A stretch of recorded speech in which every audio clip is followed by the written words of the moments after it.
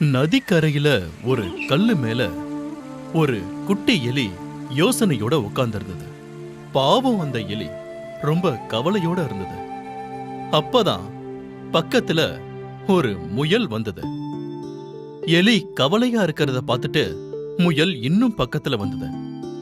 அட, ஏன் இங்க இவ்வளவு கவலையா உட்கார்ந்து இருக்க? இதுக்கு முன்னாடி இந்த காட்டுல உன்னை பார்த்ததே இல்லையே. வேற காட்டை சேர்ந்தவனா? இல்ல முயல், நதிக்கு அந்த பக்கத்துல இருக்கிற கிராமத்துல தான் என் வீடு இருக்கு. அப்படியா? அப்போ நீ எப்படி இந்த காட்டுக்கு வந்த? அந்த வீட்ல இருக்கிறவங்க தான் என்னை இந்த காட்டுக்குள்ள விட்டுட்டாங்க. இது ரொம்ப மோசமா இருக்கு. இப்ப என்ன பண்றது? எனக்கு தெரியல முயலி.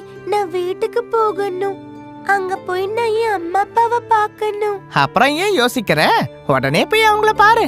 அட முயலி, எனக்கு நீச்சல் தெரியாது. உன்னால என்ன அங்க கூட்டிட்டு போக முடியுமா? நானும் உன்ன மாதிரி தானே இருக்கேன். எனக்கும் நீச்சல் தெரியாது நண்பா. ப்ளீஸ், எனக்கு எப்படியாவது உதவி பண்ணு. நீ கவலைப்படாத, ஏதாவது ஒரு வழியை கண்டுபிடிப்போம். நீ என் கூட வா. ஆமா, உன் பேர் என்ன? குஞ்சன். இப்படி அந்த எலியும் முயலும் நதிக்கரையிலிருந்து ஒன்னா அப்படியே காட்டுக்குள்ளார போனாங்க. நான் உன்னை சிங்கனுங்கிற ஒரு கொக்கு கிட்ட கூட்டிட்டு போறேன். சிங்கன் மனசு வச்சா உன்னை கண்டிப்பா நதிய கடக்க வைக்க முடியும். அதுக்கப்புறம் மனசுல நம்பிக்கையோட சின்கன்கிற கொக்க பார்க்க அவங்க போனாங்க. ஆமாப்பா தவளை, நான் உண்மையத்தான் சொல்றேன். நான் ஒரு முறை என் முதுகல யானையை தூக்கிக்கிட்டு பறந்தேன்.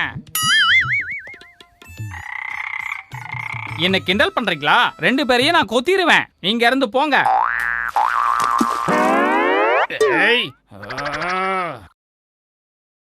ஹலோ சின்கா. என்ன விஷயம்? நான் உன்கிட்ட ஒரு உதவி கேட்கலான்னு வந்திருக்கேன். என்னால உனக்கு உதவி எல்லாம் செய்ய முடியாது, புரியுதா? என்னால முடியாது. இங்க இருந்து போ. அட போன்னு சொல்றல. ப்ளீஸ், அப்படியெல்லாம் சொல்லாத. நான் என்ன வேணாலும் சொல்லுவேன், அது ஏன் இஷ்டம். இங்க இருந்து போ. என்னோட அழகா பார்த்தேல்ல. முயலும் அந்த எலியும் சிங்கன் கொக்கு கிட்ட உதவி கேட்க வந்தாங்க.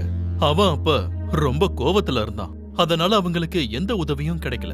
அதுக்கப்புறம் அந்த முயலும் எலியும் கொக்க பார்த்ததுக்கு அப்புறம் ரொம்ப வருத்தத்தோட திரும்ப போனாங்க. நாம இப்ப என்ன பண்றது முயலி? நீ வருத்தப்படாத, கொஞ்சம் பொறுமையா இரு. கண்டிப்பா நமக்கு உதவி கிடைக்கும். நீ நம்பிக்கையோட இரு. அப்படியே நடந்தே 2 பேரும் நதிக்கரைக்கே திரும்ப வந்துட்டாங்க. அப்பதான் இக்கருங்கிற ஒரு ஆமை முயலுக்கு தெரிஞ்சவன். அவங்கள பார்த்ததும் நதியிலிருந்து கரைக்கு வந்தான். அங்க பாரு முயலி, அது ஆமா தானே? ஆமா. ஓஹோ, முயல் நண்பா, இங்கேயா இருக்க? நீ இங்க என்ன பண்ற? நான் என்ன சொல்றது ப்ரோ, என் எலி நண்பனை நதிக்கு அந்த பக்கம் எப்படி கூட்டிட்டு போறதுன்னு யோசிக்கிறேன். ஓஹோ, இதுதான் விஷயமா? என் மேல நீங்க ஏறிக்கோங்க, நான் உங்களை அங்க கூட்டிக்கிட்டு போறேன். இங்க பாரு நண்பா, ஜாக்கிரதையா உட்காந்துக்கோ. நதியில ஒரு பயங்கரமான முதலை இருக்கு. என்ன நண்பா, நீ ஏன் இப்படி எல்லாம் சொல்ற? உனக்கு என் மேல கொஞ்சம் கூட நம்பிக்கையே இல்லையா? அப்படி இல்ல ஈக்ரோ, ஒருவேளை முதல்ல வந்துடுச்சுன்னா நீங்க எப்படி தப்பிப்பீங்க? ப்ளீஸ், நீ எதுவும் சொல்ல வேண்டாம் முயலி. எனக்கு எல்லாமே தெரியும். என் அப்பா அம்மா என் வரவுக்காக காத்துக்கிட்டு இருப்பாங்க. அதெல்லாம் எனக்கு தெரியும் நண்பா. நீ கொஞ்சம் பொறுமையா இரு. நம்ம ஏதாவது ஒரு வழிய பார்க்கலாம். இல்ல, அதுக்கு அவசியமே இல்ல. நான் இவர் கூட கிளம்ப போறேன். முயல் நண்பா, பயப்படாத. நான் எந்த ஆபத்தும் இல்லாம, எந்த பிரச்சனையும் இல்லாம எலி நண்பனை அந்த கரையில போய் சேர்த்துடுறேன். ஆமை மேல பயணத்தை ஆரம்பிச்சதுல எலிக்கு ரொம்ப சந்தோஷமா இருந்தது. அவன் மனசுல வீட்டுக்கு போற ஆனந்தம் இருந்தது. அவனோட சந்தோஷத்தை கட்டுப்படுத்தவே முடியல. நதியில இருந்த தாமரைப்பூ மேல நிறைய பட்டாம்பூச்சிகளும் தும்பிகளும் பறந்துகிட்டு இருந்தது. இவங்க போய்கிட்டு இருந்த பாதி வழியிலேயே ஆமையும் எலியும் அந்த முதலைய பார்த்து ரொம்ப பயந்துட்டாங்க. அட, முதலையா? எலி நண்பா, நாம இப்ப என்ன பண்றது? சீக்கிரம் போ, இல்லனா அது நம்மள சாப்பிட்டுடும். ஓ, என்ன தைரியம் இருந்தா என்கிட்ட இருந்து தப்பிக்க பாப்பீங்க? முதல்ல சார், நாங்க அந்த பக்கமா போகணும். எங்களை நீங்க விட்டுருங்க. கண்டிப்பா நான் உங்களை விட்டுறேன். உங்களை சாப்பிட்டுட்டு நதிக்கரையில விட்டுறேன். அது வரைக்கும் இங்கேயே இருங்க. முதல்ல அண்ணா, நான் வீட்டுக்கு போகணும். என்ன விட்டுருங்க. என் முன்னாடி யார் வந்தாலும் உயிர் பயத்தோட தான் இருப்பாங்க. பாவம் அந்த எலி. இப்ப அதுக்கு எப்படி உதவி பண்றது? ஆமையே, நாம ஏன் திருடன் போலீஸ் விளையாடக்கூடாது? இங்க பாருங்க, நான் போலீஸ், நீங்க ஓடுங்க. ஒருவேளை நான் உங்களை பிடிச்சிட்டா நான் உங்களை சாப்பிட்டுருவேன். அதே நேரத்துல ஒரு தும்பி கரையில இருந்த முயல் கிட்ட வந்துச்சு. அதோட கண்ணை பார்த்து நடந்த மொத்த கதையையும் முயல் கிட்ட சொல்லுச்சு. முயலும் தும்பியும் மறுபடியும் ஒன்னா சேர்ந்து சிங்கன் கொக்க பார்க்க போனாங்க. சிங்கன் நமக்கு உதவி செய்வானா தும்பி? பண்ணுவாரு. அதுக்கு என்கிட்ட ஒரு ஐடியா இருக்கு. நீ என்ன சிங்கன் கிட்ட கூட்டிட்டு போனாலே போதும். சிங்கன் அந்த குளத்துக்கிட்ட தான் இருக்கா நம்ம சிங்கன். ஹாய் சிங்கன் அண்ணா. யார் அதே? உங்களுக்கு என்ன வேணும்? ஒருவேளை நீங்க உதவி கேட்டு வந்திருந்தீங்கன்னா என்னால செய்ய முடியாது. இல்லண்ணா, உதவி எல்லாம் வேண்டாம். அப்ப வேற என்ன? என்ன விஷயம்னா, நம்ம நதியில இருக்கிற அந்த முதல சொல்லுது, அதை விட வேகமா யாராலையும் அந்த நதியை கடக்க முடியாதா? என்ன பேச்சு இது? எவ்வளவு மோசமா? ஓ, இதுதான் நம்ம தும்பியோட ஐடியாவா? ஆமா சிங்கன், அந்த முதல்ல உன் கூட சேலஞ்ச் பண்ணிருக்கேன். நான் அந்த முதல்ல கிட்ட சொன்னேன், சிங்கன் ரொம்ப புத்திசாலி, யானைய கூட தூக்கிட்டு பறப்பா, ரொம்ப புத்திசாலின்னு சொன்னேன். ஆமாமா, நீ சொன்னதெல்லாம் உண்மைதான் முயலே. நான் ரொம்ப பெரிய பலசாலி. அதனாலதான் நாங்களும் அந்த முதலையோட சேலஞ்சை ஏத்துக்கிட்டோம்.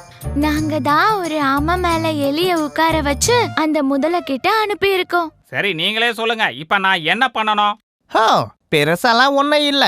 நீங்க அந்த எலிய நதிக்கு அந்த பக்கம் கொண்டு போய் விட்டுட்டு திரும்ப வந்துடணும். என்ன இது இவ்வளவு தானா? இது ரொம்ப சாதாரணம், சுலபத்துல செஞ்சு முடிச்சிருவேன். வாங்க, நாம கிளம்பலாம். கொக்கோட சேர்ந்து முயலும் தும்பியும் நதிக்கரைக்கு கிளம்புனாங்க. அதே சமயம் இங்க நதியில ஆட ஆமைய செடிக்கு பின்னாடியே சுத்திக்கிட்டே இருந்தானா எனக்கு தலை சுத்தது. அப்படின்னா எங்களை விட்டுடலாம்ல? இது நல்லா இருக்க. நீங்க இந்த செடிக்கிட்டயே சுத்திக்கிட்டு இருங்க. நான் முயல் சொன்ன பேச்ச கேட்டிருக்கணும். நான் ஏன் இவ்வளவு அவசரப்பட்டேன்? நீ சரியா சொன்ன. நானும் யோசிக்காம தண்ணிக்குள்ள இறங்கி வந்துட்டேன். நாம மட்டும் முயலோட பேச்ச கேட்டிருந்தோம்னா இதெல்லாம் நடந்தே இருக்காது.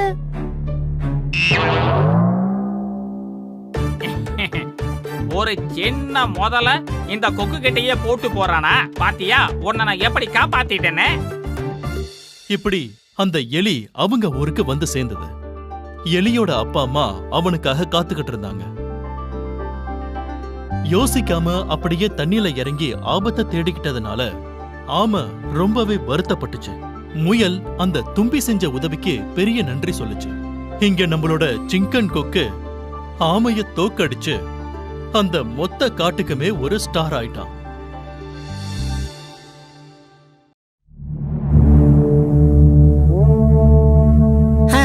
எவ்வளவு வெயிலா இருக்கு.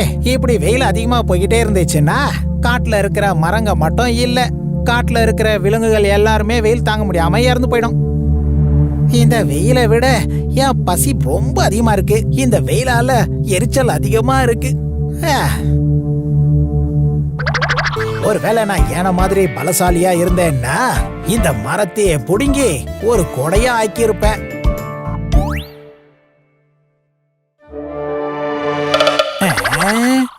அந்த பக்கம் என்ன போய்கிட்டு இருக்கு? ஏதாவது பறக்கும் தட்டா இருக்காது. இல்ல, பறக்கிறதா இருந்தா வானத்துல தானே பறந்துகிட்டு இருக்கோம். இரு, அது என்னன்னு பார்க்கலாம். நான் ஒன்னும் மான் கிடையாது, கொடையால என் முகத்தை மறைக்க. ஓஹோ, இது மான் கிடையாதா? நீச்சல் அடிக்கும் மீன் ஒன்னும் நான் கிடையாது. ஹோ, அப்ப இது மீனும் கிடையாதா? வேற யாரு தான் இது? இது யாருன்னு கண்டிப்பா நான் தெரிஞ்சுக்கிட்டே ஆகணும். யார் நீ? அப்படின்னா நீ ஒரு முயல?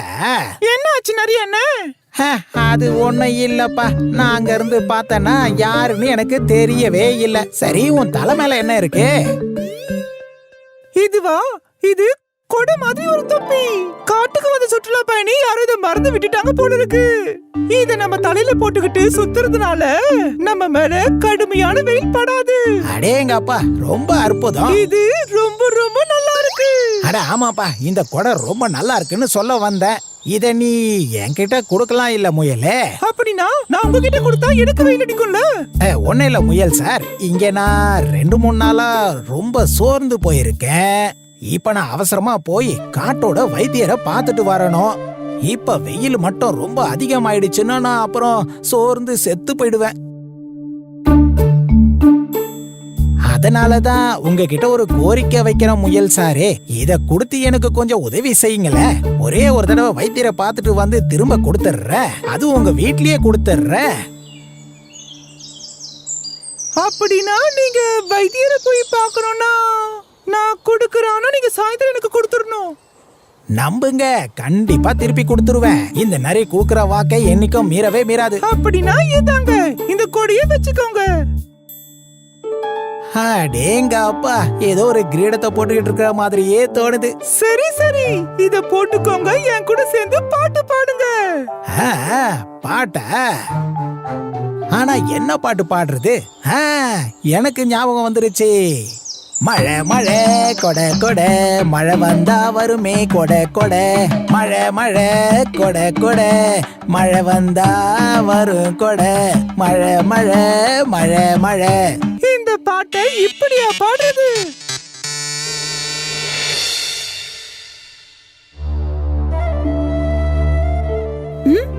அந்த நரி அன்னைக்கே அந்த கொடையை திருப்பி கொடுக்கறதா சொல்லுச்சு.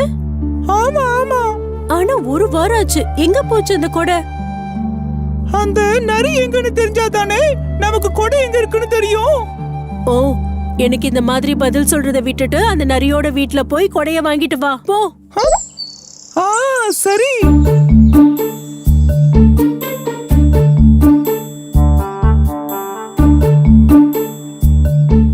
அச்சோ, சின்ன முயல் இங்கதான் வருது.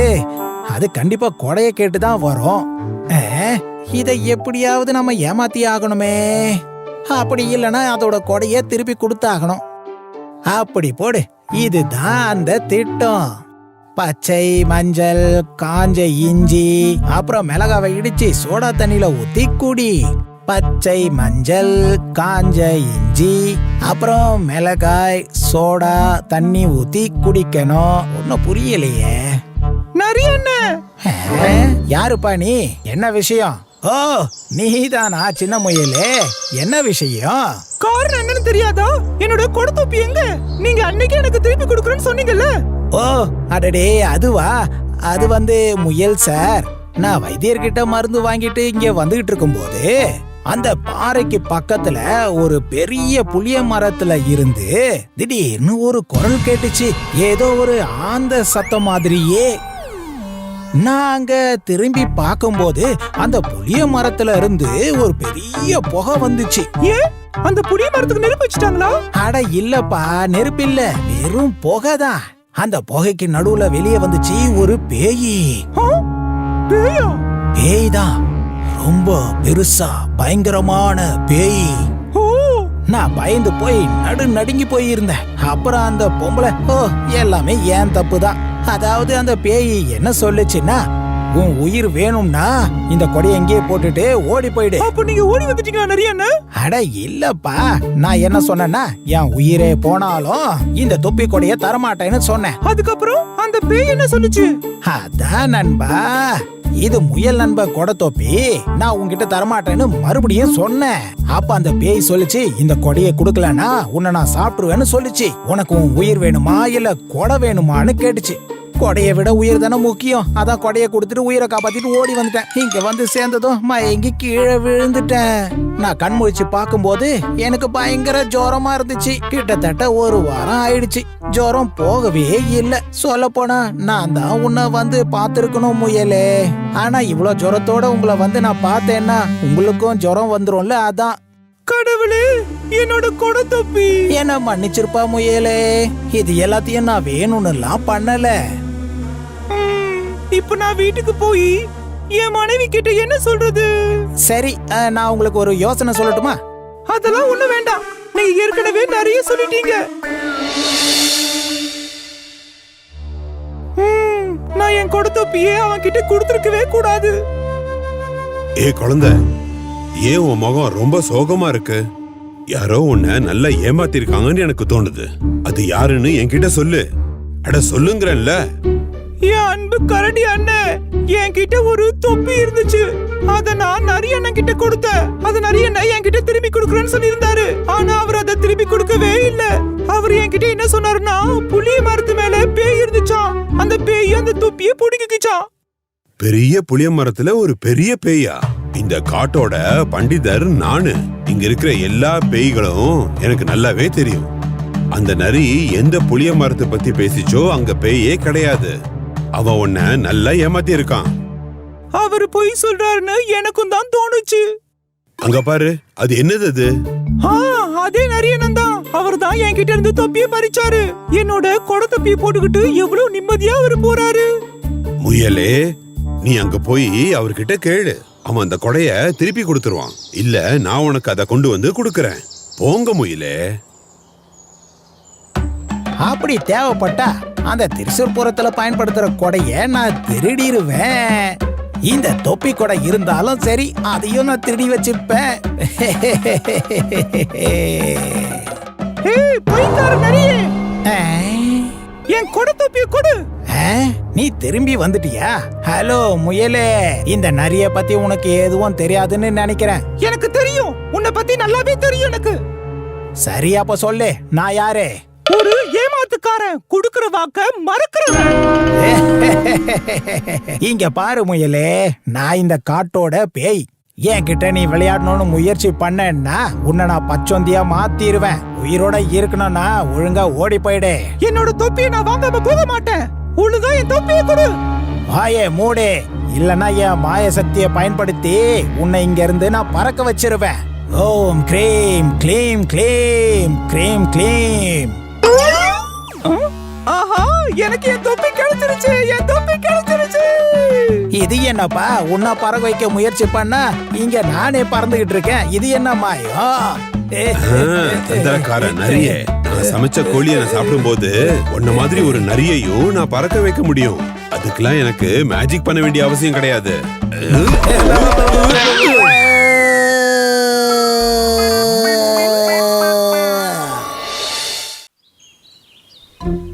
ஒரு சமயம் ஒரு காட்டுல வயசான சிங்கம் ஒண்ணு இரைய தேடி நடந்துகிட்டு இருந்துச்சு. அட, ஒரு முயல். இப்ப இவனை பிடிச்சி சாப்பிட்டா கொஞ்சம் பசி அடங்கும். ஆஹா, இத பிடிச்சி சாப்பிட்டா எவ்வளோ டேஸ்டா இருக்கும்.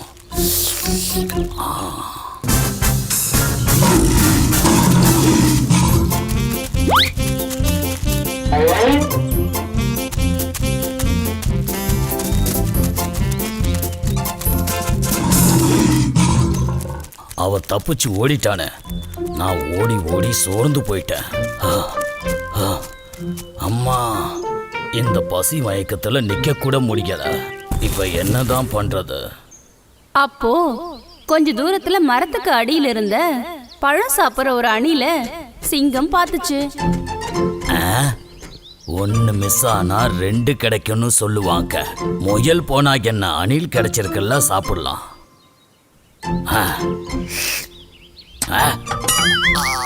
ஐயா, பல்லு போன வாயால கடிச்சதுல ரொம்ப வலிக்குது, தாங்க முடியலையே. அந்த அணிலும் ஓடி தப்பிக்கிறதுக்கு முன்னாடி அவனை எப்படியாவது சாப்பிட்றணும். இது போல ஒரு 10 அணில் கிடைச்சா நம்ம பசியை அடங்கிட்டோம். ஒன்று தான் கிடைச்சிருக்கு, அட்ஜஸ்ட் பண்ணிக்கலாம்.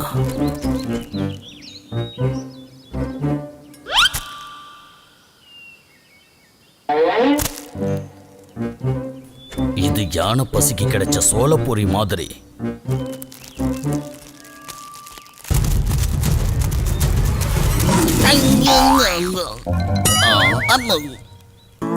முயல் தான் கிடைக்கலையேன்னு பார்த்தா அணிலும் தப்பிச்சு போயிடுச்சு. ஏதோ மிச்சம் மீதி இருந்த பல்லும் போச்சு. பாவம், அந்த வயசான சிங்கம் அந்த அணில கூட பிடிக்க முடியாம போனதால அவன் ரொம்ப மனசுடைஞ்சு போய் கவலைப்பட ஆரம்பிச்சிட்டான். காட்டுல இருக்கிற எந்த ஒரு மிருகத்துக்கும் இந்த பழைய ராஜா கிட்ட அன்பு இல்ல போல இருக்கு. இல்லைன்னா அவங்க சந்தோஷத்தோட என் முன்னால வந்து நின்றுக்கலாம்ல. இனிமே அதை சொல்லி எந்த பிரயோஜனமும் இல்லை.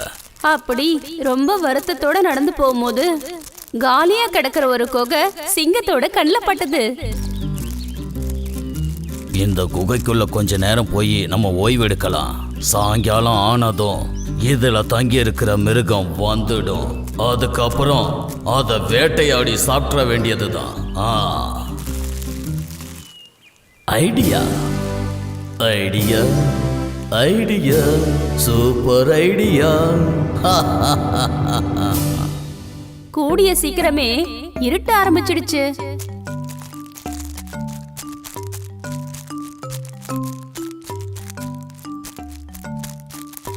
அப்புறம் நரியார நம்ம நாளைக்கு சந்திக்கலாம். அப்படின்னா சரி, நான் நாளைக்கு காலையிலேயே உன்னை சந்திக்க வந்துடுறேன். நண்பா, கொஞ்சம் நில்ல. என்னாச்சு? என்ன விஷயம்? இத பாத்தியா நீ? இந்த கால் தடத்தை பார்த்தா ஏதோ ஒரு விலங்கு உள்ள போயிருக்குன்னு நினைக்கிறேன். ஆமா, உன்னோட இந்த குகைக்குள்ள வேற எவனோ ஒருத்தன் பிரவேசிச்சிருக்கான்னு நினைக்கிறேன். அது யாருன்னு ஒரு கை பார்த்துடலாமா? ஆனா யாரா இருக்குன்னு தெரியலையே. ஆனா யாருன்னு தெரியாம உள்ள போய் பெரிய விலங்கா இருந்து நீ மாட்டிக்கிட்டீங்கன்னா அது ஆபத்தாயிடுமேப்பா. ஐயோ, இப்ப அதை எப்படி வெளியில துரத்துறது? நீ ஒன்னும் பயப்படாத நண்பா, நான் அதுக்கு ஒரு வழி பண்றேன். தந்திரக்காரனான அந்த நரி உடனடியே ஒரு தந்திரத்தை செயல்படுத்தலான்னு முடிவு பண்ணான். அவன் குகைக்கு முன்னாடி போய் நின்னுக்கிட்டு சத்தமா கத்த ஆரம்பிச்சிட்டான்.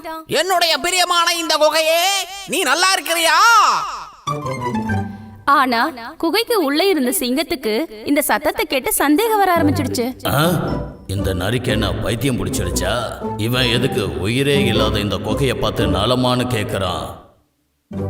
ஏ குகையே, என்ன நீ ஒண்ணுமே பேசாம அமைதியா இருக்கிற? காலையில கூட நீ என்கிட்ட நல்லா பேசுனியே. மறுபடியும் அந்த நரி குகையோட பேசிக்கிட்டு இருக்கானே. அப்படின்னா இது பேசுற மாதிரி குகையோ? அப்போ குகைக்கு பதிலா நம்மளே பதில் சொல்லிட வேண்டியதுதான். நான் இப்ப நலமாதான் இருக்கேன். பரமசுகா, நீ உள்ள வந்து விசாரிச்சுட்டு போ. நம்ம உள்ள உக்காந்து பேசலாம். கரடி நண்பா, இப்ப உனக்கு விஷயம் புரியுதா? உள்ள ஒரு சிங்கம் தான் இருக்குது. கவலையை விடு, நீ ஏன் கூட வந்திருப்பா. இன்னைக்கு ராத்திரி நீ ஏன் கூடவே தங்கிக்கோ. அதுக்கான ஏற்பாடுகளை நான் பாத்துக்கிறேன்.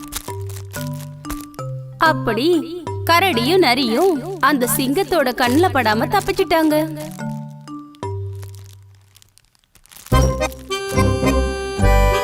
அந்த சிங்கத்துக்கு எதுவும் சாப்பிட கிடைக்கவே இல்லை.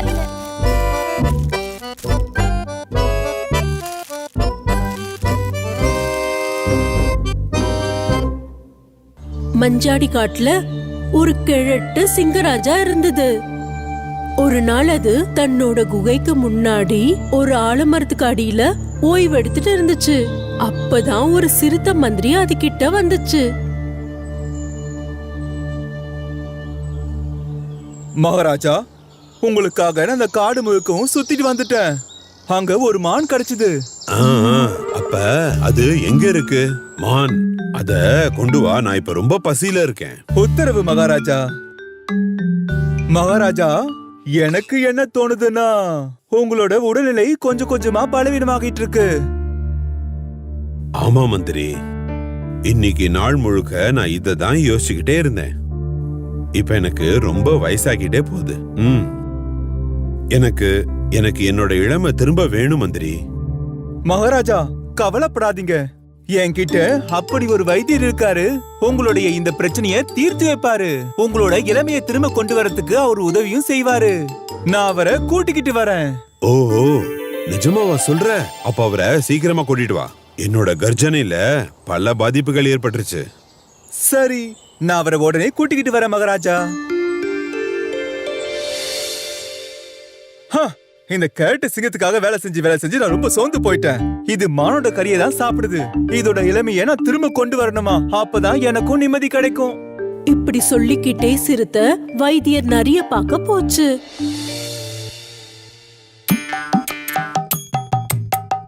ஹேய் கழுதையே, போய் எனக்கு இலைகளை கொண்டு வா. ஐயோ வைத்தியரே, நான் ஒன்னும் கழுதை கிடையாது, நான் கரடி. ஆனா நீங்க ரெண்டு பேரும் ஒரே மாதிரி தானே? அப்பதான் கரடி தூரத்துல சிறுத்தை வரத பாத்துச்சு. இங்க பாருங்க வைத்தியரே, அங்க பாருங்க, யாரு வராங்கன்னு பாருங்க. உனக்கு என்ன கண்ணு குருடா? அவர் உண்மையிலேயே சிறுத்தை மந்திரி. நம்ம ராஜ்யத்தோட மந்திரி இங்க வர வேண்டிய அவசியம் என்ன வந்துச்சு? வணக்கம் வைத்தியரே, நான் என்னன்னு சொல்றது உங்ககிட்ட? நான் ஒரு பெரிய பிரச்சனையில இருக்கேன். அப்படியா?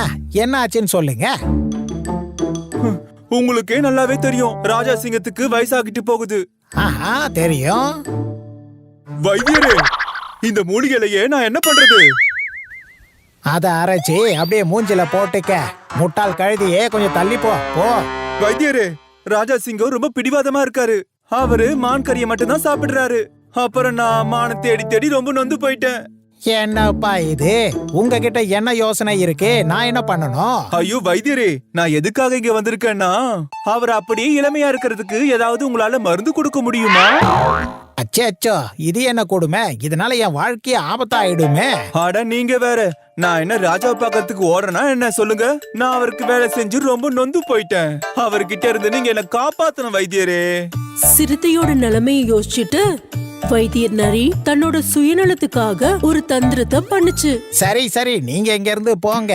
நான் ராஜா சிங்கத்தை கொஞ்சம் இளமையாக்கிடுறேன். இப்போதைக்கு இது போதும்ல.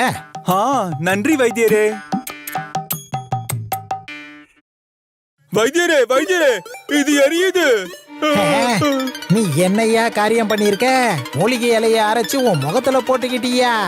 நீங்க தானே அப்படி செய்ய சொல்லி சொன்னீங்க. அட கடவுளே. சரி, சீக்கிரமா கிளம்பு. நாம போய் ராஜா சிங்கத்தை பார்க்கணும். ராஜா சிங்கமும் சிறுத்தையும் வைத்தியர் நரிக்காக ரொம்ப நேரமா காத்துட்டு இருந்தாங்க. மந்திரியாரே, எங்க வைத்தியரை காணோம்? கொஞ்ச நேரம் காத்துட்டு இருப்போம் ராஜா. வைத்தியர் நேரம் மருந்து கொண்டுகிட்டு வந்துட்டு இருப்பாரு.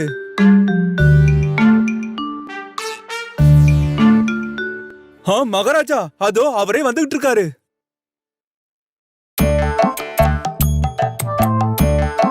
வணக்கம் ராஜா அவர்களே. வணக்கம். இந்த பிராணி யாரு? நல்லது ராஜா அவர்களே. இவரே என்னோட உதவியாளர் கழுதை. கரடி. அதான் கரடி. பயங்கரமா இருக்கான். கொஞ்சம் பயங்கரமா இருப்பான். ஆனா இவன் ரொம்ப உழைப்பாளி. தேனி எவ்வளவு கொடுத்தாலும் அதை சாப்பிட்டுருவான். ஆனா மறக்காம உதவி செய்வான். நல்லா மூச்சை இழுத்து விடுங்க. உங்களுக்கு எங்கேயாவது அடிபட்டிருக்கா? இல்லன்னா காயம், கீழே விழுந்துட்டீங்களா? இல்லன்னா யாராவது உங்களை அடிச்சாங்களா?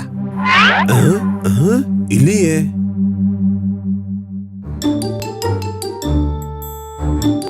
அச்சோ, உங்க கண்கள் ரொம்ப பலவீனமா இருக்கே. நிஜமாவா? ஆனா கவலைப்படாதீங்க, இதுக்கான மருந்து என்கிட்ட இருக்கு.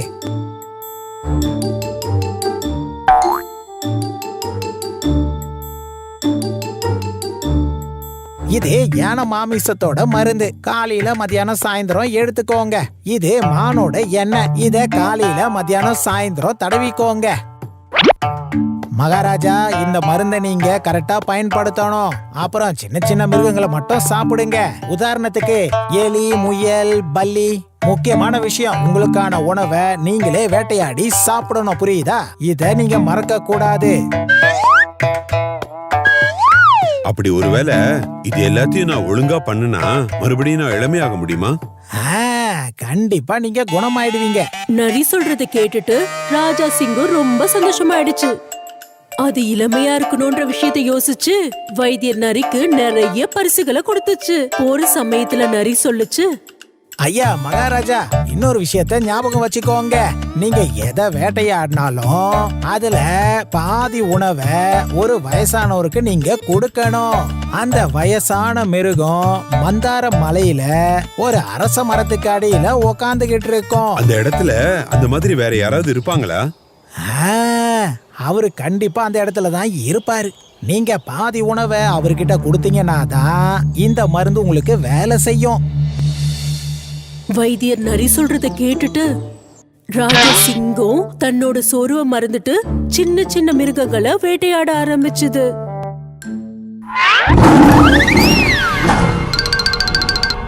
மலைக்கு மேல இருக்கிற அரச மரத்துக்கு அடியில ராஜா சிங்கம் போனாரு. அங்க ஒரு வயசான நரிய ராஜா சிங்கம் பார்த்தாரு. ஓ, எனக்கு அதிர்ஷ்டம்தான், ஒரு வயசான நரி இங்க இருக்கு.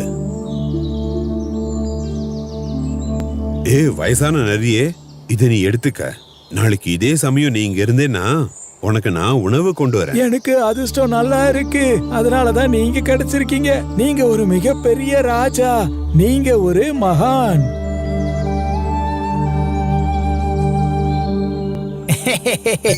ஐயோ முட்டாள் ராஜா, தினமும் இப்படியே நடந்துச்சுன்னா தினமும் எனக்கு விருந்துதான். இப்படி யோசிச்சுக்கிட்டே சிங்கராஜா ரொம்ப சந்தோஷத்துல திரும்பி போச்சு.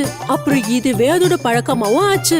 தினமும் மதிய சமயத்துல நரி ராஜாவோட வரவுக்காக எதிர்பார்த்துட்டு இருக்கோம். தினமும் சிங்கத்தோட இந்த வேலையால சின்ன சின்ன மிருகங்கள் சிங்கத்தை பார்த்து பயந்துட்டு இருக்கோம். அப்புறம் இதே போல ஒரு நாள், இப்போ நம்ம என்ன பண்றது? நம்மளோட இனமே காலி ஆயிடுமே. இதுக்கு நாம ஒரு வழியை யோசிக்கணும். எந்த வழிய? காட்டை விட்டு கிராமத்துக்கு போனா அங்க இருக்க மக்கள் நம்மள பிடிப்பாங்க. இங்க இருந்தா சிங்கம் நம்மள பிடிக்கும். அதுவும் உண்மைதான். காட்டுல நிறைய காவல்காரங்க இருக்காங்க, நாம எங்கேயும் போக முடியாது. நாம பிறந்தது இப்படி சாகிறதுக்காக தானா? இல்ல, ஆனா நம்மளால என்னதான் செய்ய முடியும்? இது எல்லாத்துக்கும் காரணம் வைத்தியர் நரிதான். இதான் விஷயம்னா அதுக்கு ஒரு வழி இருக்கு. என்ன வழி? வைத்தியரோட உதவியாளர் கரடி ஒன்னா நபர் முட்டாள். அது மட்டும் இல்ல, அதுக்கு தேன்னா ரொம்ப பிடிக்கும். நாம ஏன் நமக்காக அதை பயன்படுத்திக்க கூடாது? நல்ல விஷயம், வாங்க கூடவே தேன் எடுத்துட்டு வாங்க. அப்புறம் இந்த மாதிரி அவங்க சமூகத்துல இருந்து ஒரு எலியும் ஒரு முயலும் கரடிய தேடி போச்சுங்க.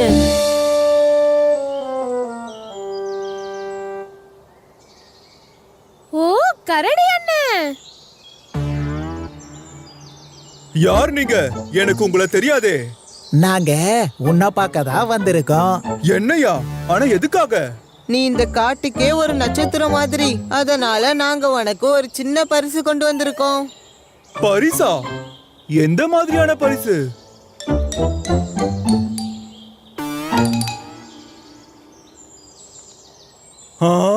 தேனு. தேனை பார்த்ததும் கரடி அதை வேக வேகமா சாப்பிட ஆரம்பிச்சது. கரடி என்ன, நீங்க எப்படியாவது எங்களை காப்பாத்தணும்.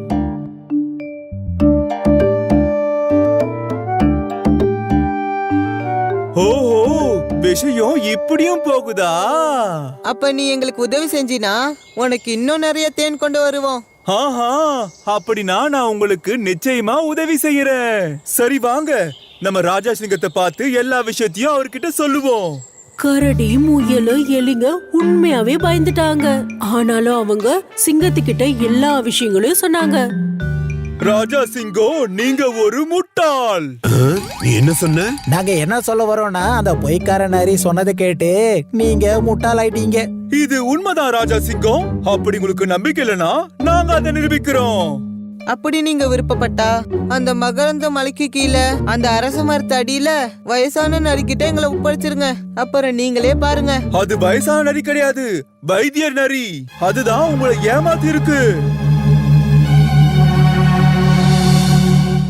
அவங்க சொன்ன மாதிரியே சிங்கம் எலியையும் முயலையும் வயசான நரிக்கிட்ட விட்டுட்டு போயிடுச்சு. அப்புறம் சிங்கம் நரி செஞ்ச வேலையெல்லாம் பார்த்துட்டே இருந்துச்சு. உன்னோட முட்டாள்தனமோ என்னோட புத்திசாலித்தனமோ இருக்கிறதுனால தினமும் நான் விருந்தா சாப்பிட்டுக்கிட்டு இருப்பேன். என்ன, நாம ஆரம்பிக்கலாமா?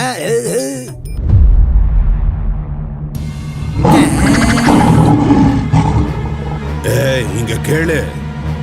நீ நீ இந்த காட்டு ராஜாவையே நீ ஏமாத்தி இருக்க, அது உனக்கு தெரியுமா? அச்சோ மகாராஜா, என்னை எதுவும் பண்ணிடாதீங்க. நான் இந்த காட்டை விட்டு எங்கேயாவது கண் காணாத இடத்துக்கு ஓடிடுறேன். தயவு செஞ்சு என்ன மன்னிச்சிருங்க, என்ன தயவு காட்டுங்க. மகாராஜா, ஒரு விஷயத்தை கவனத்துல வச்சுக்கோங்க. எல்லாருக்கும் வயசாக தான் செய்யும், ஆனா மனசு சக்தியா இருந்துச்சுன்னா நம்ம உடம்பும் சக்தி வாய்ந்ததா இருக்கும்.